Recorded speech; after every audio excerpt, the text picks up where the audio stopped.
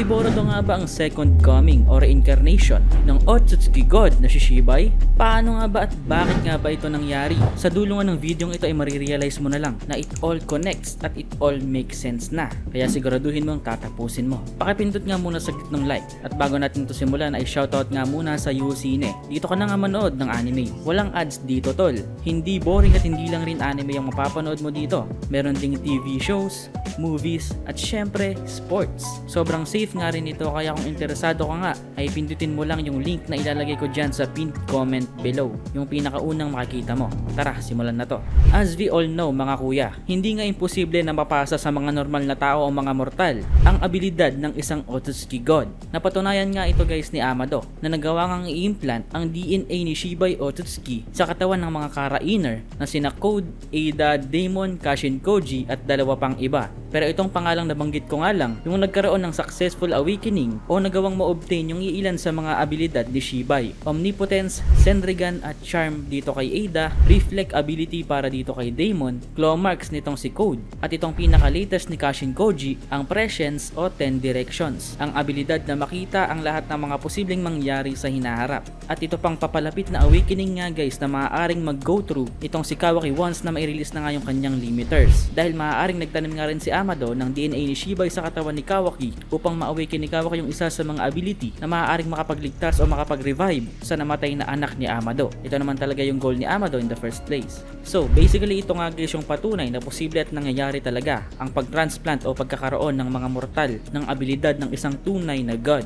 Pero senpai, paano naman hindi naman inimplant ni Amado yung DNA ni Shibai dito kay Boruto? So paano, di ba?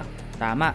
Pero kung ating iisipin nga guys, si Shibai nga ay isang god, isang tunay na god, higit na mas mataas kumpara sa mga normal na Otsutsuki. At mayroon nga siyang sobrang daming Shinjutsu abilities dahil nagawa nga niyang makakain ng hundreds or thousands of chakra fruit hanggang sa finally mag-evolve nga siya into a true god. At sa lahat niya ng mga abilities na nagawang makuha ni Shibai, isa nga sa mga ito ang Senrigan, ang Dojutsu Eye na kayang makakita ng lahat ng mga nangyari sa past o sa nakaraan hanggang sa present o sa kasalukuyan. Meaning, meron nga siyang knowledge o kaalaman sa lahat ng bagay na nangyari for the past thousands of years at least. At kaya nga niya itong i-replay na para bang nanonood lamang ng TikTok o YouTube video. At bukod nga dito sa Senrigan, meron din siyang Prescience o 10 Directions, ang ability na makita ang mga glimpses ng lahat ng mga pwedeng mangyari o possible na mangyari sa future o hinaharap. So basically, meron nga siyang knowledge about everything. At ano nga ba yung kayang gawin ng isang tao o nilalang na may kaalaman tungkol sa lahat?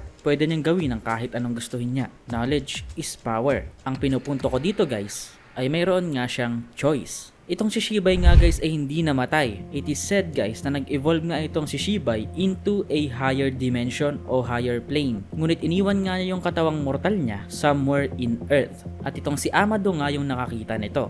Pero hindi nga ito accidentaling iniwan lang ni Shibai. Dahil sigurado ngang alam nitong si Shibai na in the future nga ay may tao na magagawang makahanap ng kanyang katawan at gagamitin ito for his own advantage. Which is nangyari nga. Pinlano nga ito guys ni Shibai. Or at least alam niyang mangyayari ito.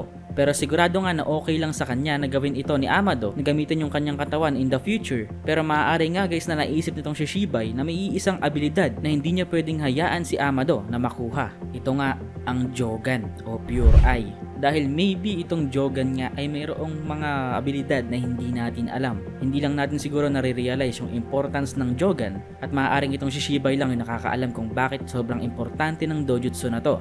At ito nga probably yung dahilan kung bakit yung mga Otsutsuki na katulad ni Momoshiki at Urashiki ay matindi yung takot o gulat noong nakita nila na ginagamit ito ni Boruto. Dahil even among the Otsutsuki clan guys ay sobrang unique nga nitong Jogan. Parang legendary na to para sa kanila. So para nga kay Shibai, maybe gusto nga niyang protektahan ng Jogan. Kaya bago nga siya mag-evolve o mapunta sa higher plane, ay kinuha niya muna ang Jogan at itinago ito. Or maybe isinet niya ito na magbabalik upang ma-inherit ng isang bata na maipapanganak hundreds or thousands of years in the future.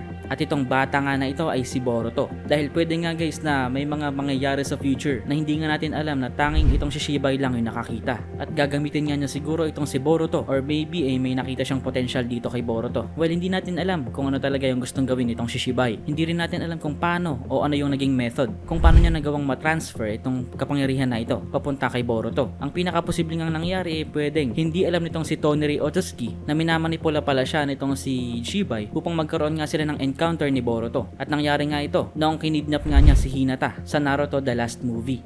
At ito na nga yung pinakamalupit na sasabihin ko guys. Si Shibay nga ay isang omnipotent god. May kakayahan nga siya na makita ang lahat at manipulahin ang lahat ng bagay nang hindi nalalaman ng mga tao. At tanging dalawang nilalang lamang ang nakakaalam kung gaano ka-omnipotent itong lakas ni Shibay. Una nga ay itong si Momoshiki na sinabi nga kay Boruto na you have no idea kung ilang beses nang binago ni Shibay ang history ng buong planeta nang hindi nalalaman ng mga tao gamit ang omnipotence. At pangalawa naman ay itong si Jura dito sa chapter 13 ng Boruto 2 Blue Vortex nung sinabi nga niya na it's as if heavens are decreeing that you remain alive, Boruto. Perhaps this is divine intervention. Meaning, parang nafe-feel nga daw ni Jura na may divine intervention o kapangyarihan ng isang Diyos na nakikialam sa mga pangyayari. Kung kaya't kahit hindi nga niya alam kung bakit, hindi nga niyang magawang mapatay si Boruto dito sa chapter 13. Dupit, di ba? Not to mention, yung tubo ng sungay ni Boruto sa kanyang Boroshiki mode at itong model o itsura nga nitong Shishibay Otsutsuki ay may similar na sungay. Sa totoo lang, I don't know what to make of this. Pero sinabi lang to ng mga fans tapos nung tinignan ko, uy, oo nga no.